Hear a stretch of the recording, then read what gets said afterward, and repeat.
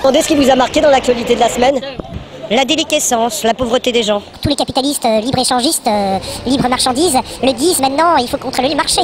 Il y a eu une bonne actualité hier, la perte du triple A. Pourquoi on n'a pas entendu parler avant?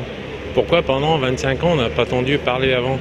Alors que ça a l'air d'être quelque chose qui fonctionne depuis plus de 40 ans, le triple A. Donc pourquoi on ne nous en a pas parlé et pourquoi rien n'a été fait pour qu'on perde le pas triple A? Moi honnêtement je me dis non, pas du tout. Je me dis que ça va pas changer grand chose. D'ailleurs on l'a déjà vu, je pense que l'euro n'a pas bougé plus que ça. Je pense que ça va pas changer énormément de choses. C'est du blablabla tout ça. C'est du baratin. Ils nous endorment. Il y a 15 jours, c'était très bien. Il fallait garder notre 4 qu'on avait. Ou 3, je me rappelle. 3. C'était formidable. Hier, on a perdu, mais c'est pas intéressant, ça ne sert à rien, c'est pas grave. On s'arrangera toujours. C'est dégueulasse de voir ça. Des mecs comme ça, on devrait les pondre.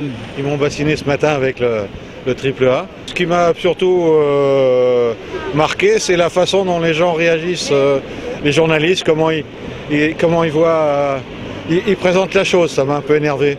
Ils disent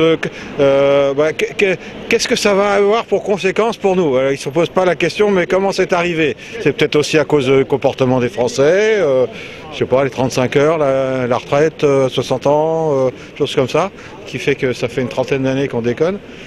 Non, moi j'ai compris, puisqu'on nous l'a raconté, qu'à partir de l'époque de Giscard, on avait progressivement perdu, dans la plupart des pays du monde, le contrôle direct des dettes, puisque les dettes ne sont plus détenues par les citoyens du pays, mais par des agences, enfin, dans le système international de prêt. Mais bon, j'ai découvert tout ça tranquillement, alors que je devrais connaître ça depuis longtemps. On avait une très bonne compétitivité il y a encore 25 ans par rapport à l'Allemagne, puis on l'a perdu dans les 15 dernières années. Bon, ça fait un peu con.